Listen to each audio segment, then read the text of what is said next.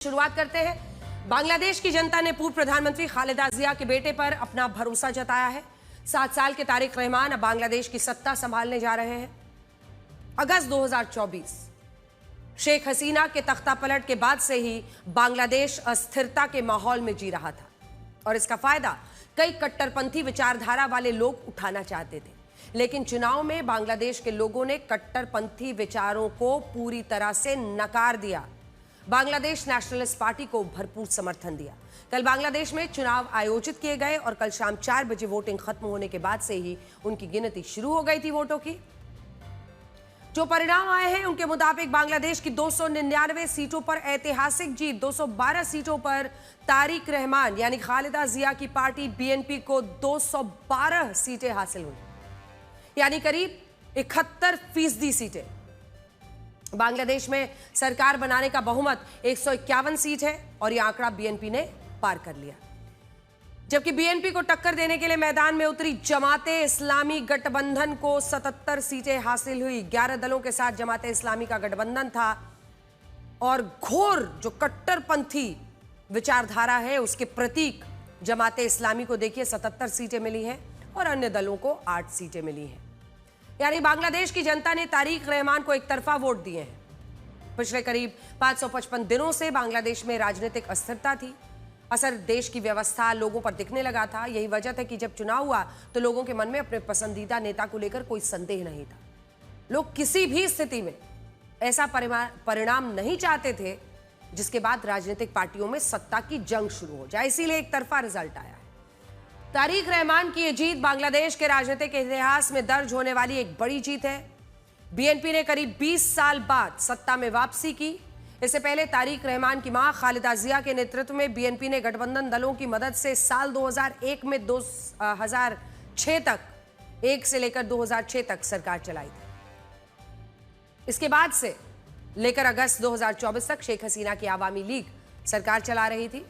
यहां आपको यह बताना चाहेंगे कि बीएनपी की सबसे बड़ी प्रतिद्वंदी आवामी लीग को इस चुनाव में हिस्सा ही नहीं लेने दिया गया था। जैसा आप लोग जान रहे होंगे, फिलहाल शेख हसीना भारत में रह रही हैं। अब देखिए, बीएनपी की इस जीत के बाद यह तय है कि तारिक रहमान बांग्लादेश के नए प्रधानमंत्री बनेंगे और आप अंदाजा नहीं लगा सकते कि यह पल तारिक रहमान के लिए कितना बड़ा पल है। साल 2008 से ही तारिक रहमान बांग्लादेश से बाहर एक तरह का निर्वासन झेल रहे थे।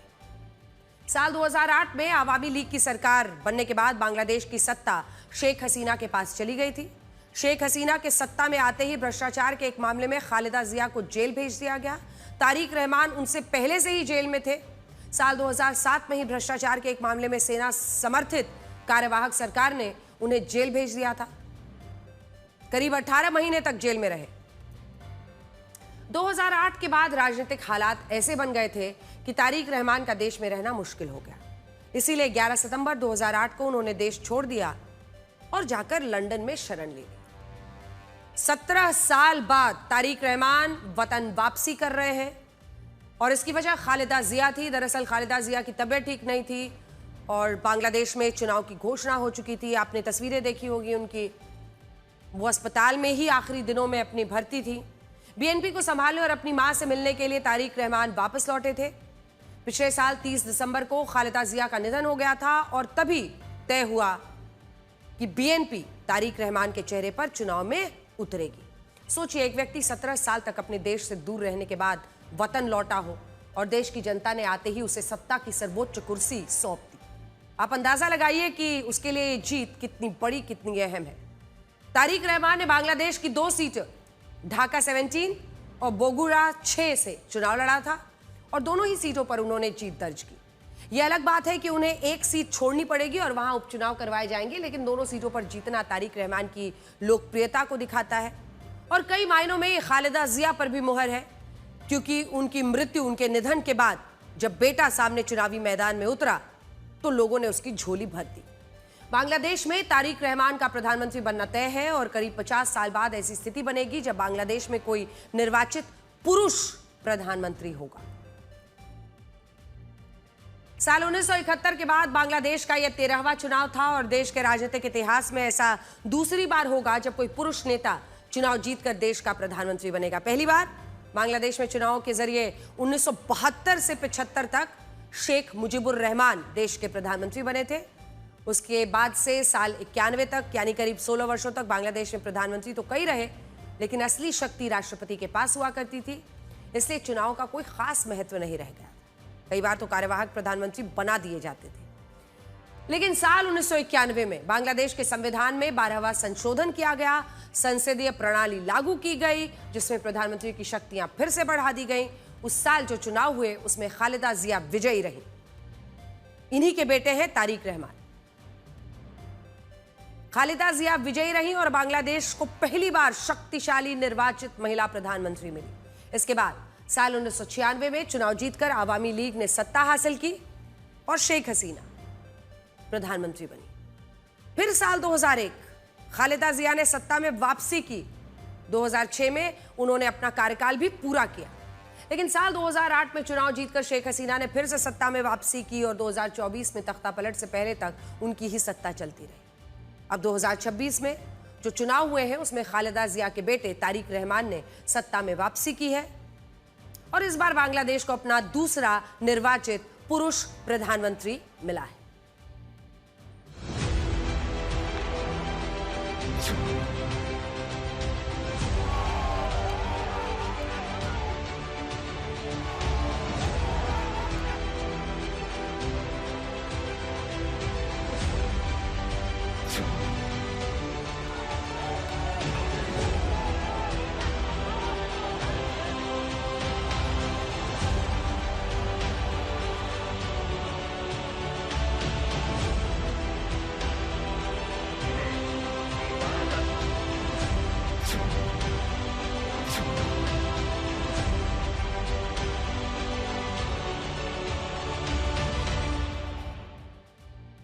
अब तारिक रहमान का प्रधानमंत्री बनना तय है। अगर ऐसा हुआ तो एक सवाल यह है कि मोहम्मद यूनुस का क्या होगा।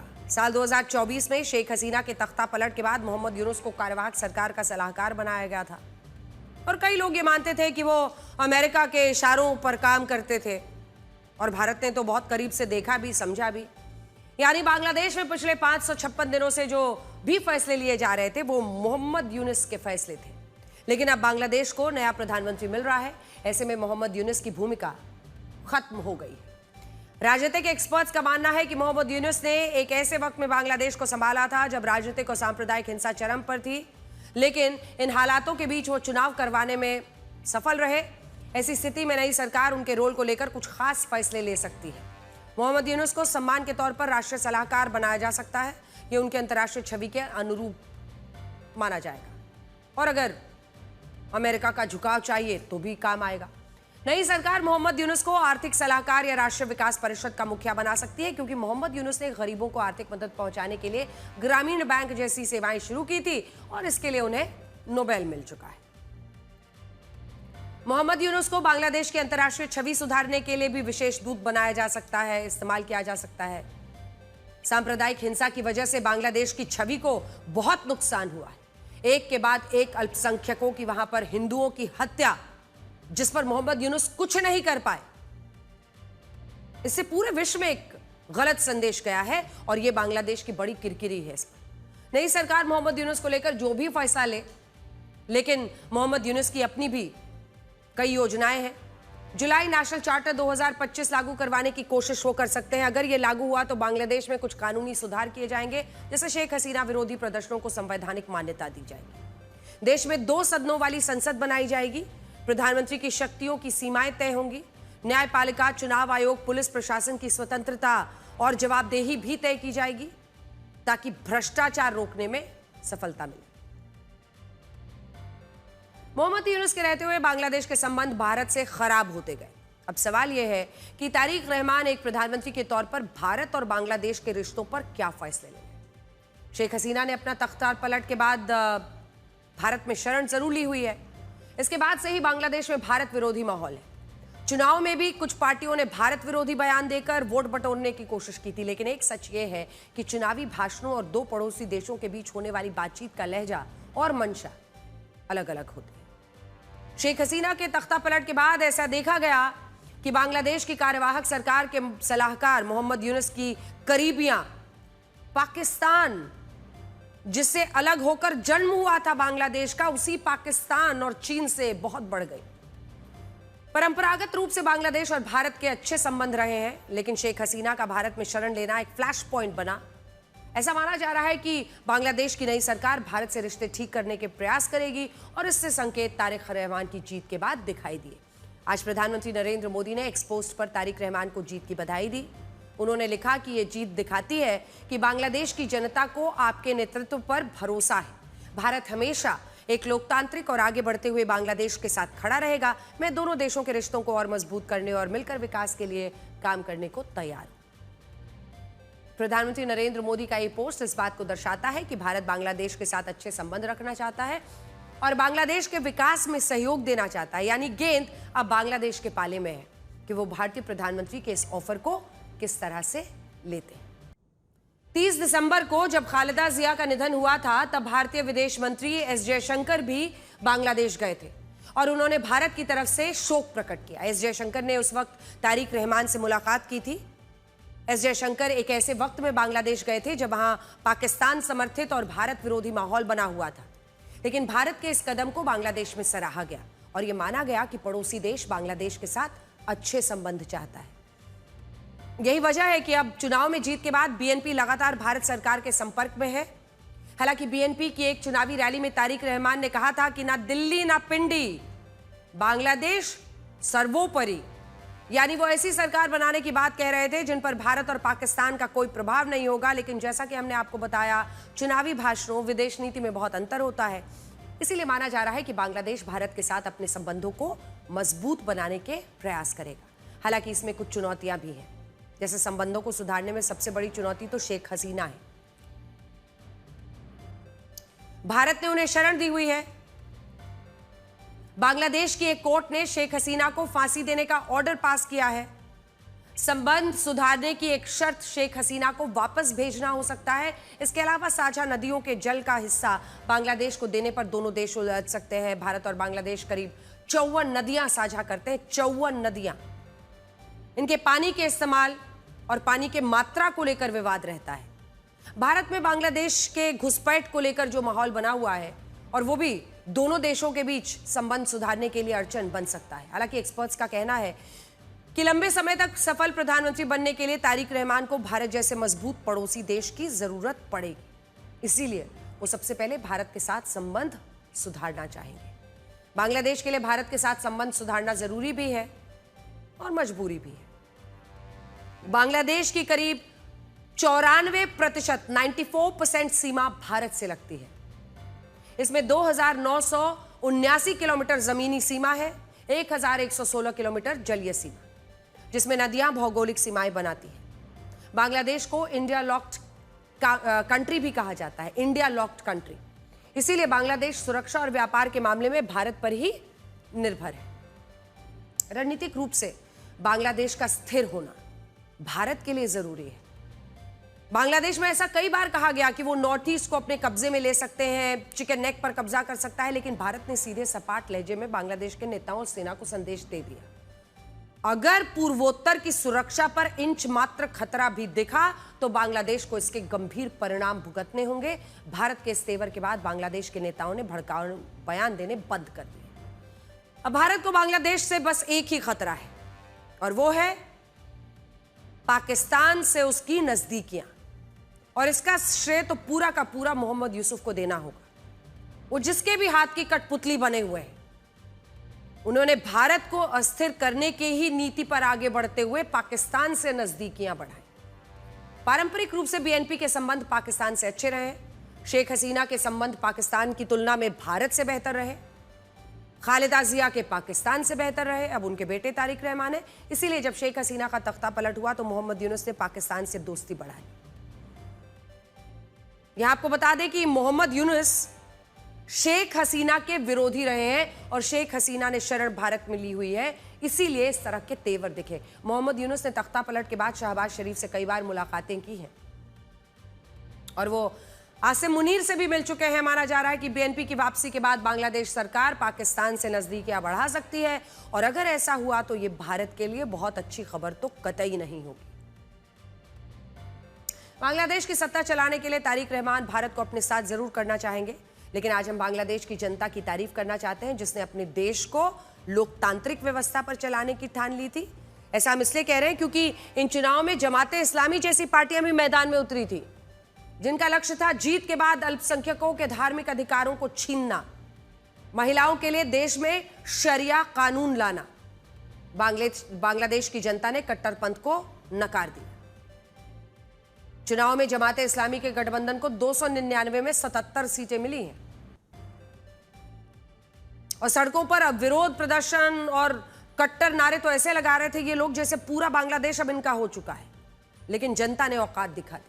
ये कमाल इसलिए हुआ क्योंकि बांग्लादेश के अल्पसंख्यक समुदाय और महिलाओं ने इस्लामिक कट्टरपंथी एजेंडे को अस्वीकार कर दिया। आप सोचिए, जमाते इस्लामी के नेताओं ने महिलाओं को लेकर कहा था जब महिलाएं घर से बाहर निकलती हैं तो उनका नैतिक पतन हो जाता है। ये जमाते इस्लामी के मुताबिक उनकी पार्टी में कभी कोई महिला मुखिया नहीं बन सकती। और यही नहीं, उनके नेताओं ने यह भी कहा था कि उनकी पार्टी को बांग्लादेश की एक महिला चुनाव लड़ाने योग्य नहीं मिली। जमात के इन विचारों का महिलाओं ने काफी विरोध किया था, और वो भी एक ऐसा मुल्क जिसको अनेकों साल तक महिलाओं ने ही चलाया। खालिदा जिया शेख हसीना। बांग्लादेश के अल्पसंख्यकों में भी जमाते इस्लामी की कट्टरपंथी विचारधारा का डर था। अल्पसंख्यकों के खिलाफ होने वाली हिंसा के इस पार्टी के कार्यकर्ताओं को नाम आते रहे। सांप्रदायिक हिंसा के दौरान अल्पसंख्यक हिंदुओं को टारगेट करने के सवालों पर जमाते इस्लामी कहता रहा कि अल्पसंख्यक कोई नहीं है, सब नागरिक है। जमात के नेताओं का मानना था कि सत्ता पाने के बाद अल्पसंख्यक हिंदुओं के त्योहार बंद करवाए जाएंगे क्योंकि ये इस्लाम के अनुरूप नहीं। इस विचार ने अल्पसंख्यकों को भय में डाल दिया था। ये ऐसे कारण थे जिनकी वजह से बांग्लादेश के अल्पसंख्यक हिंदुओं, महिलाओं ने जमाते इस्लामी के बजाय बीएनपी को वोट देकर विजयी बनाया। इस बार बांग्लादेश की संसद के लिए 7 महिला उम्मीदवार चुनी गई हैं, जिसमें 6 बीएनपी से हैं। बीएनपी ने चुनाव में महिलाओं की भागीदारी सुनिश्चित की थी, 10 महिला उम्मीदवारों को मैदान में उतारा था। इसी तरह इस बार चुनाव में बांग्लादेश के हिंदू बाहुल्य सीटों पर जमाते इस्लामी को बुरी तरह से हार मिली। बांग्लादेश की 36 हिंदू बहुल सीटों पर बीएनपी के उम्मीदवारों ने जीत दर्ज की। इन सीटों पर 1 करोड़ से ज्यादा हिंदू मतदाताओं ने अहम भूमिका निभाई है। बीएनपी को अल्पसंख्यक हिंदुओं का समर्थन मिलने की एक वजह अवामी लीग का चुनाव में ना उतरना भी था। पारंपरिक रूप से अल्पसंख्यक वोटर्स आवामी लीग को वोट करते आए हैं, लेकिन इस बार आवामी लीग का ये सारा जो वोट बैंक है वो एक मुश्त चला गया बीएनपी को, जो पहले शेख हसीना के लिए करते थे। आपको हैरानी होगी जानकर कि आजादी के बाद पहली बार ढाका से एक हिंदू व्यक्ति सांसद चुना गया है। सांसद गयेश्वर चंद्र राय बीएनपी के टिकट पर चुनाव लड़े। उन्होंने जमाते इस्लामी के उम्मीदवार को मात दे दी है। जमाते इस्लामी की हार की एकमात्र वजह उसकी इस्लामिक कट्टरपंथी छवि है। जमाते इस्लामी मुक्ति संग्राम के विरोधी थे और वो पाकिस्तान समर्थक है, इसीलिए लोगों को उन पर भरोसा नहीं था। इसके अलावा शरिया लागू करने की बात कहकर उन्होंने बड़ी संख्या में युवा पीढ़ी के वोटर्स को भी खुद से दूर कर लिया, जो पार्टी पहले से ही पाकिस्तान परस्त हो। बांग्लादेश की जनता जाहिर तौर पर उनसे दूर भागना चाहती थी। पाकिस्तान की हालत तो सब देख ही रहे हैं। कंगाली की कगार पर खड़ा एक ऐसा मुल्क कौन चाहेगा कि फिर से पाकिस्तान परस्त हो जाए। आप सोचिए, जिस युवा पीढ़ी के दम पर जमाते इस्लामी ने शेख हसीना का तख्ता पलट कर दिया था, उनकी खुद की पार्टी देश के लोगों में अपने प्रति विश्वास नहीं जगा सकी। छात्र नेताओं की राजनीतिक पार्टी नेशनल सिटीजन पार्टी को भी जनता ने नकार दिया, और इसकी वजह जानते हैं क्या थी? जमात से उनका गठबंधन। यानी जनता को युवा पीढ़ी का आंदोलन तो ठीक लगा, लेकिन कट्टरपंथी विचारों का समर्थन कतई नहीं जमा। हालांकि जमाते इस्लामी ने जिन इलाकों में जीत दर्ज की है वो भारत के लिए खतरा बन सकते हैं। हम आपको मैप पर दिखाना चाहते हैं। जमाते इस्लामी ने बांग्लादेश की सतखीरा, जशोर, चुआडंगा, मेहरपुर, राजशाही और सिलहट में जीत दर्ज की है, और ये इलाके भारत के पश्चिम बंगाल की सीमा से लगते हैं। ये जहां जहां पर आप देख रहे हैं पीला रंग, जहां पर जमात की जीत हुई है, ये ज्यादातर ऐसे इलाके हैं जो पश्चिम बंगाल की यानी भारत की सीमा से लगते हैं। यहां पर जमाते इस्लामी की जीत हुई है। इस तरह से सिलहट में जमात का उम्मीदवार विजयी रहा है। यह इलाका असम बॉर्डर से लगता हुआ है। देखिए उधर जमात ने शेरपुर में जीत दर्ज की है। यह इलाका मेघालय सीमा पर है। इसके अलावा जमात ने कुमिला में भी जीत दर्ज की है और यह इलाका भारत के त्रिपुरा बॉर्डर से जुड़ता है। जमात इस्लामी कहां कहां पर जीत रहा है आप देख रहे हैं। भारत की सीमा से लगते इलाकों में जमात के उम्मीदवारों का जीतना एक खतरा बन सकता है। भारत पहले से ही अवैध घुसपैठ से परेशान है। माना जा रहा है कि पाकिस्तान समर्थक जमात इस्लामी की जीत के बाद कट्टरपंथी विचारों वाले लोगों की सेलेक्टिव घुसपैठ करवाई जा सकती है, जो भारत की सुरक्षा की चिंताएं बढ़ा सकती है। पाकिस्तान भारत से नफरत की बुनियाद पर बना मुल्क है। भारत को नफरत बांटते बांटते पाकिस्तान कैसे खुद नफरत में अंधा हो गया, इसकी मिसाल है पूर्व प्रधानमंत्री इमरान खान के साथ जो सलूक हो रहा है। वो अंधे होने के कगार पर आ गए। सोचिए, जो शख्स पाकिस्तान का प्रधानमंत्री रहा, जो पाकिस्तान का अब तक का सबसे मशहूर सबसे कामयाब क्रिकेटर रहा हो, उसकी जेल में अंधे होने तक की नौबत आ गई है। इमरान खान की बहन के मुताबिक इमरान खान की दाहिनी आंख में 85% तक रोशनी चली गई है। पाकिस्तानी सुप्रीम कोर्ट में इमरान खान के वकीलों ने बताया है कि नौबत इसलिए पहुंची है क्योंकि रावलपिंडी के अडियाला जेल प्रशासन ने उनकी आंखों के इलाज की अर्जी को अनसुना कर दिया। इमरान खान की बहन अलीमा खानम ने सोशल मीडिया एक्स पर लिखे पोस्ट में कहा है कि यह सरकार की ओर से एक स्पष्ट साजिश है। हम नहीं चाहते कि इमरान खान का इलाज अल-शिफा रावलपिंडी में किया जाए। हमने बार बार स्पष्ट रूप से कहा कि इमरान खान का उपचार शिफा इंटरनेशनल हॉस्पिटल इस्लामाबाद में होना चाहिए, क्योंकि वहीं विशेषज्ञ डॉक्टर उपलब्ध हैं जिन्हें चिन्हित किया गया। इमरान खान 922 दिनों से जेल में है। अगस्त 2023 में इमरान खान को भ्रष्टाचार के मामले में 14 साल की जेल की सजा हुई। इमरान खान की पार्टी और उनके समर्थकों के मुताबिक असीम मुनीर की अगुवाई वाली पाकिस्तानी सेना इमरान खान को सियासत से दूर रखना चाहती है और इसीलिए उन्हें जेल में डाला गया। सुनिए इमरान खान की आंखों की रोशनी को लेकर क्या दावा किया जा रहा है। पाकिस्तानी सुप्रीम कोर्ट में रखी गई एक फैक्ट फाइंडिंग रिपोर्ट के मुताबिक इमरान खान अक्टूबर 2025 से ही ब्लर्ड और हेजी विजन यानी साफ नहीं दिखना और धुंधला दिखने की शिकायत कर रहे थे, लेकिन जेल अधिकारियों ने उस पर तवज्जो ही नहीं दी, उनकी बात को जरा भी ध्यान नहीं दिया। मैं आपको याद दिला दूं कि ये लगभग वही वक्त था जब जेल में इमरान खान की मौत की आशंकाएं उठी थी। नवंबर-दिसंबर 2025 में जेल में इमरान खान की सलामती को लेकर सवाल इसलिए उठे थे क्योंकि हफ्तों तक इमरान खान के परिवार या उनके किसी समर्थक को उनसे मिलने नहीं दिया गया था। उस समय नौबत यह पहुंच गई थी कि इमरान खान के लिए जेल के बाहर उनके समर्थकों को कई दिनों तक प्रदर्शन करना पड़ा था। आखिरकार 2 दिसंबर 2025 को इमरान खान की एक बहन उज़मा को जब मुलाकात की इजाजत मिली, तभी इमरान खान के जीवन पर लग रहे कयासों पर फुल स्टॉप लगा। इस मुलाकात के बाद उज़मा ने यह तो पुष्टि की थी कि इमरान जीवित है, लेकिन जेल में इमरान के मानसिक उत्पीड़न का आरोप उन्होंने लगाया था। यह इतिहास रहा है पाकिस्तान कि सत्ता के विरोध में जो भी शख्स रहा उसका हश्र इमरान खान जैसा हुआ, भले वो कितने भी बड़े पद पर ही क्यों ना रह चुका। इमरान खान ये दिन देख रहे हैं तो इमरान खान के दौर में नवाज शरीफ ने पाकिस्तान लौटने की हिम्मत नहीं जुटाई थी। 2019 में जेल में बंद नवाज जब इलाज के नाम पर लंदन गए तो 4 साल तक लौटकर ही नहीं आए। अक्टूबर 2023 में भाई शहबाज शरीफ के प्रधानमंत्री बनने के बाद ही उनकी लंदन से पाकिस्तान वापसी हुई। नवाज शरीफ से पहले चले जाइए परवेज मुशर्रफ, बेनजीर भुट्टो, जुल्फिकार अली भुट्टो सत्ता से बाहर होते ही दुश्मन जैसा सलूक झेल चुके हैं।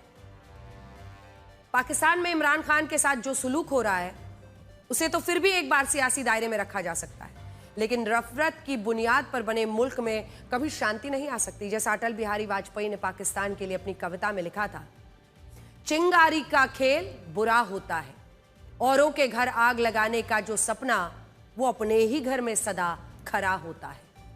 आज पाकिस्तान में चारों तरफ बस यही हो रहा है। मौलाना डीजल के नाम से मशहूर पाकिस्तान के राजनीतिक दल जमीयते उलेमाए इस्लाम एफ के अध्यक्ष मौलाना फजलुर रहमान ने पाकिस्तानी सेना अध्यक्ष आसिम मुनीर पर बलूचिस्तान के लोगों के साथ दुश्मनी करने का आरोप लगाया है। मौलाना फजलुर रहमान ने अपने बयान में कहा है कि पहले भारत को दुश्मन बताया जाता रहा, अब दूसरे पड़ोसी अफगानिस्तान को दुश्मन बता रहे हैं और तो और बलूचिस्तान में पाकिस्तानी सेना जुल्म ढा रही है। पाकिस्तान में इमरान खान के साथ जो सलूक हो रहा है उसे तो फिर भी एक बार सियासी दायरे में रखा जा सकता है, लेकिन नफरत की बुनियाद पर बने मुल्क में कभी शांति आ ही नहीं सकती। और इसीलिए हम आपको दिखा रहे हैं कि किस तरह की परिस्थिति आज बन रही है। आज मौलाना डीजल के नाम से जाने वाले मौलाना फजलुर रहमान खुद ही आसिम मुनीर के खिलाफ बोल रहे हैं और कह रहे हैं कि बस यहां पर डिक्टेटरशिप चल रहा है, किसी ना किसी को दुश्मन बनाया जाता है। पाकिस्तान भारत से दुश्मनी तो करता है, लेकिन भारत की क्रिएटिव ताकत उन्हें भी पसंद है। पाकिस्तान में भारतीय फिल्में रिलीज तो नहीं होती, लेकिन वहां छुप छुप कर भारतीय फिल्में खूब देखी जाती हैं।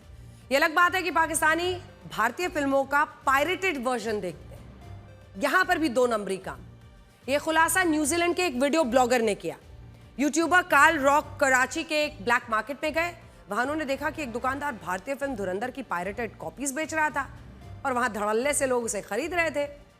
वीडियो में कार्ल रॉक दुकानदार के पास जाते हैं, उनसे कहते हैं कि ये तो एक भारतीय फिल्म है। दुकानदार हामी भरता है, कहता है कि हाँ, ये एक नई भारतीय फिल्म आई है जिसका नाम है धुरंधर।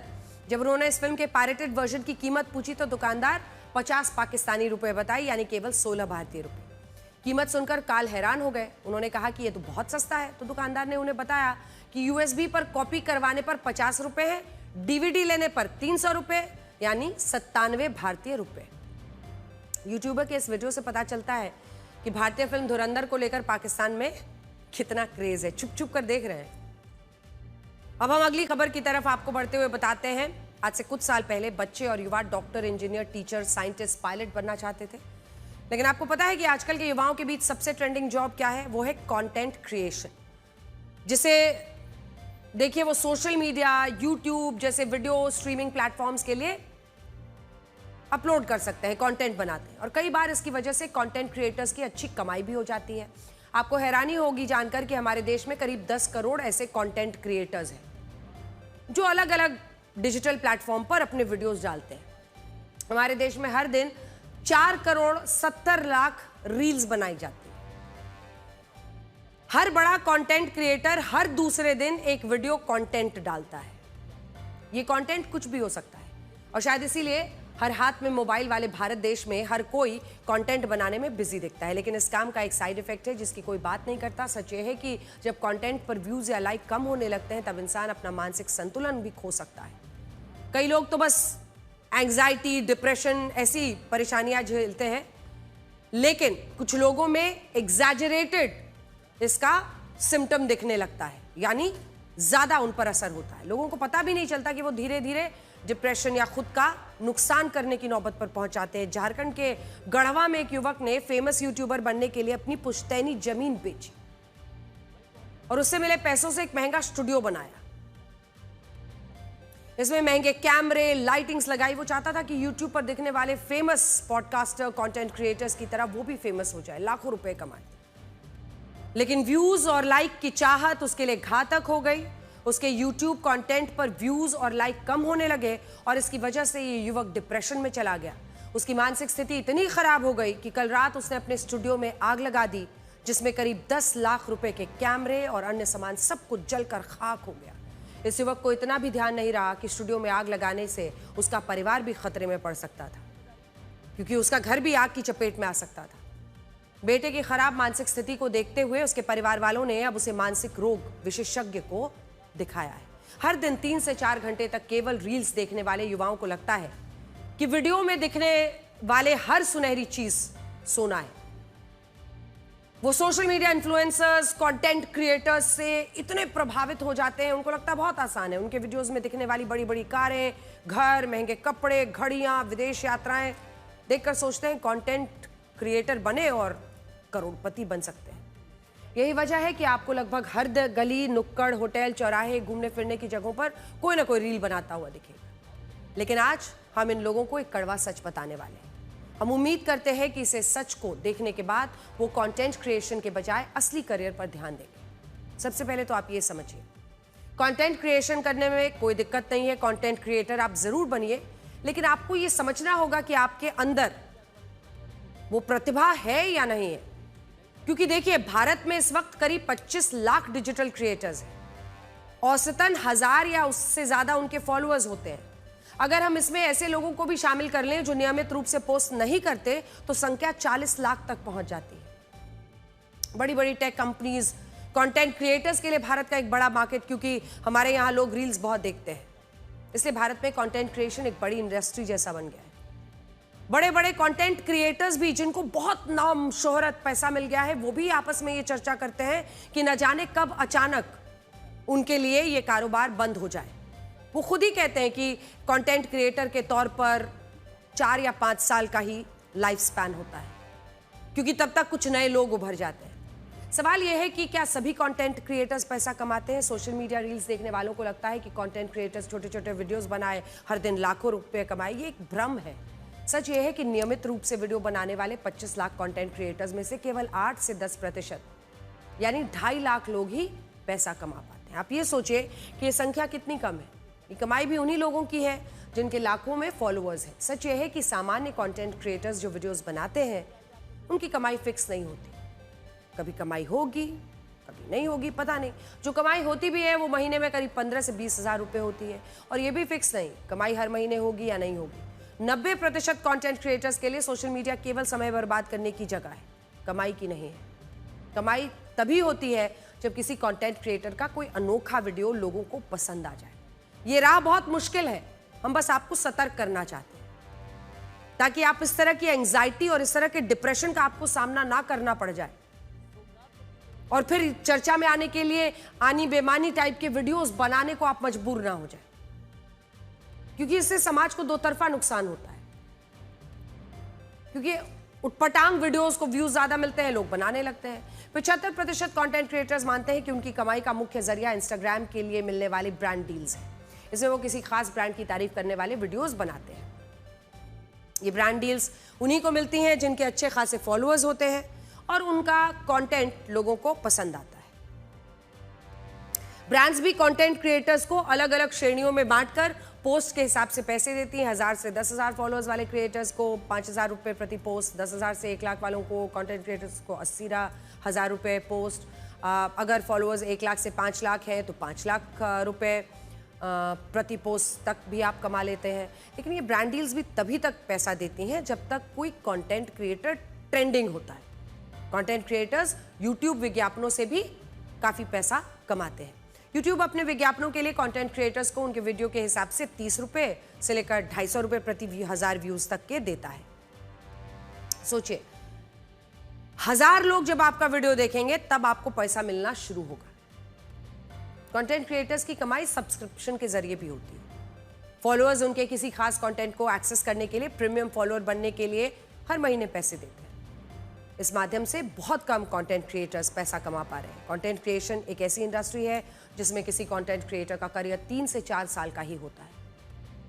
थोड़े समय बाद ही ट्रेंड बदल गया, लोग अनफॉलो करना शुरू कर देते हैं, और यही वजह है कि व्यूज और लाइक्स कम हो जाते हैं, जिसका असर लोगों के दिमाग पर पड़ता है और ये लगने लगता है कि कल तक वो हीरो थे, आज जीरो कैसे हो गए।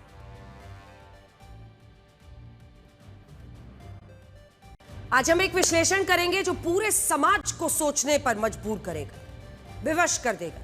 ये वो खबर है जो हर उस माँ बाप को देखनी चाहिए जो बुजुर्ग हो चुके हैं, वो जल्द होने वाले हैं। ये खबर हर उस बेटे, बेटी या बहू को देखनी चाहिए जिनके घर में बुजुर्ग माता पिता या सास ससुर है, क्योंकि ये खबर उस समाज से जुड़ी है जो ज्यादा कमाने के चक्कर में, ज्यादा तरक्की के चक्कर में, ज्यादा ऐशो आराम के चक्कर में, सुख सुविधाओं के चक्कर में उस माँ बाप को ही भूल रहा है जो इस पीढ़ी को दुनिया में लाए।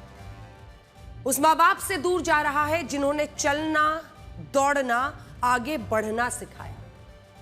आज लोगों को माता पिता अपनी तरक्की की राह में, अपनी कथित सफलता की राह में बाधा और बोझ लगने लगे हैं, और इसके लिए वो उन्हें दूर करने में, ठुकराने में, छोड़कर जाने में भी ना तो झिझक रहा है ना शर्मिंदा हो रहा है।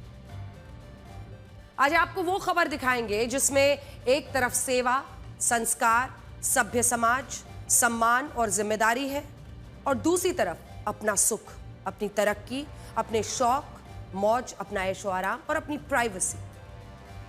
बीजेपी के राज्यसभा सांसद राधा मोहन दास अग्रवाल ने बेहद भावुक और गंभीर मामला संसद में उठाया। उन्होंने मांग की कि जो संतान अपने माता पिता को भारत में अकेला छोड़कर विदेश में रहते हैं, उनकी देखभाल नहीं करते, उनका पासपोर्ट रद्द किया जाए। उन्होंने साफ कहा कि माँ बाप को भारत में तड़पता छोड़कर विदेश का आनंद लेने वालों का पासपोर्ट रद्द होना चाहिए। जो लोग विदेश जाते हैं उनसे एक एफिडेविट लिया जाए कि वो विदेश जाने के बाद अपने माँ बाप के अपने आय का एक निश्चित हिस्सा अपने माँ बाप की देखरेख के लिए अवश्य देंगे, माँ बाप के देखरेख के लिए केयर टेकर की नियुक्ति करेंगे, माँ बाप के हेल्थ इंश्योरेंस का प्राविधान करेंगे और कम से कम हफ्ते में एक बार अपने माँ बाप से फ़ोन पर बात जरूर करेंगे। यह भी प्राविधान किया जाना चाहिए कि हर 6 महीने में माँ बाप से एक सर्टिफिकेट लिया जाए, सर्टिफिकेट ऑफ फुलफिल्ड ऑब्लिगेशन, और जो माँ बाप इस प्रकार के ऑब्लिगेशन सर्टिफिकेट्स नहीं देते हैं, भारत सरकार को ऐसे लोगों का पासपोर्ट निरस्त करना चाहिए और उन्हें वापस भारत में बुला लेना चाहिए। संसद में इस मुद्दे की चर्चा होना सामान्य बात नहीं है।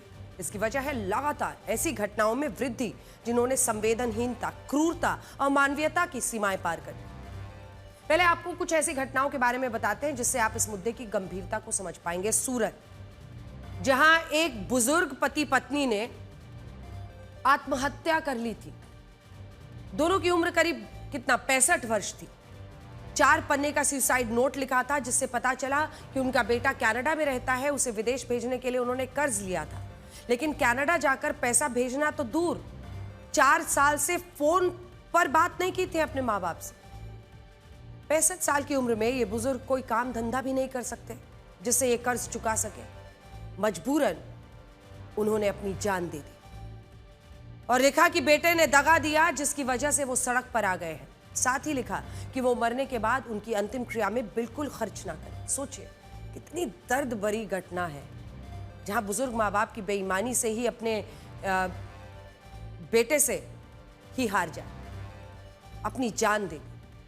एक घटना मुंबई की है जहां एक कमजोर, लाचार, बीमार बुजुर्ग मुंबई की सड़कों पर भटकते और फुटपाथ पर सोते रहे।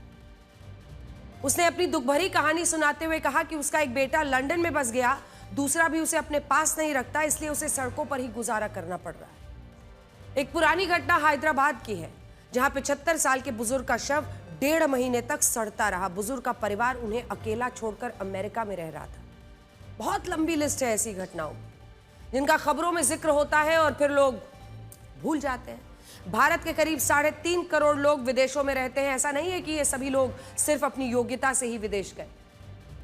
तमाम माँ बाप ने अपना पेट काटकर, अपनी सुख सुविधाएं त्याग कर, कई बार अपनी जमीन जायदाद बेचकर, कर्ज लेकर अपनी संतान की विदेश जाने की व्यवस्था की। लेकिन इनमें से कई बेटे बेटी ऐसे निकले जिन्होंने अपने बाप को, माँ बाप को अकेला, असहाय छोड़ दिया। कई बार देखने को मिला कि शुरुआत में ये लोग माँ बाप की खूब चिंता करते हैं जब तक जरूरतें होती है या इनके बच्चे होते हैं। अक्सर माँ बाप या सास ससुर को बच्चों की देखरेख के लिए बुला लेते हैं और फिर धीरे धीरे लगाव घटता जाता है, माँ बाप को असहाय छोड़ दिया जाता है। पिछले साल भारत में करीब ऐसी 500 घटनाएं हुई जब संतान विदेश में रहने लगी, माँ बाप को यहाँ कष्ट झेलने पड़े या उनकी अकेले तड़पते हुए मौत हुई। सभी माँ बाप चाहते हैं कि उनका बेटा बेटी आगे बढ़े, लेकिन कई बार वो इतना आगे बढ़ जाते हैं कि पीछे मुड़कर नहीं देखते कि उन्हें आगे बढ़ाने वाले बहुत पीछे छूट गए हैं।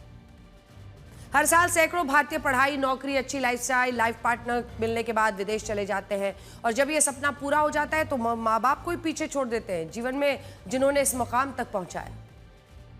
माँ बाप तो वो लोग होते हैं जिन्होंने अपने जवानी के कई साल पसीना बहाते हुए बिताए ताकि उनके बच्चों को अपनी मंजिल मिल सके। अपनी सेविंग्स बच्चों पर लुटा दी, उन्हें मंजिल तक पहुंचाने के लिए कर्ज लिया, अपने कंधों पर बिठाकर ऊंचाइयों पर पहुंचाया और जब ये कंधे उम्र के आगे झुक गए तो बच्चे आगे बढ़ गए। बच्चे आगे बढ़ते हैं, विदेश जाते हैं तो माँ बाप को कभी शिकायत नहीं होती क्योंकि यही वो चाहते थे। तमाम लोग उनकी तारीफ करते हैं, उनसे जलते हैं कि फलां का बेटा विदेश चला गया, देखिए उसने कितनी तरक्की कर ली। माँ बाप का सीना गर्व से चौड़ा होता है क्योंकि इतने बड़े कंपटीशन को पार करके बच्चा विदेश गया। लोग उन्हें भाग्यशाली मानते हैं क्योंकि कई बार वो भी बच्चों को के पास छुट्टियां मनाने के लिए विदेश चले जाते हैं, विदेश से उनके लिए गिफ्ट आते हैं। लेकिन जब बढ़ती उम्र, झुकती कमर, कम होती नजर और कांपते हाथ पैरों के साथ उन्हें अकेले रहना पड़ता है तो पता चलता है कि जो सौभाग्य था वही अब दुर्भाग्य बन चुका है। ये बुजुर्ग समाज में चौड़ी मुस्कान और हंसमुख छवि के साथ नजर आते हैं, लेकिन इसके पीछे नम और आंसुओं से भरी आंखों की कहानी होती है। ना कोई पैर दबाने वाला, ना कोई दवाई लाने वाला, ना कोई खाना खिलाने वाला होता है। अगर कभी बच्चों का फोन आ गया तो थोड़ी तसल्ली मिल जाती है, वरना वो अकेलेपन, डर, अनिश्चितता के बीच अपना जीवन बस काटते रहते हैं। वो सोचते हैं कि कभी अचानक बीमार हो गए या कोई इमरजेंसी ही आ गई तो क्या होगा, बच्चे तो इतनी दूर हैं। आज समाज को भी सोचना होगा, सरकार को भी। विदेश जाना, तरक्की करना बुरा नहीं है, बुरा है माँ बाप को बेसहारा छोड़ना।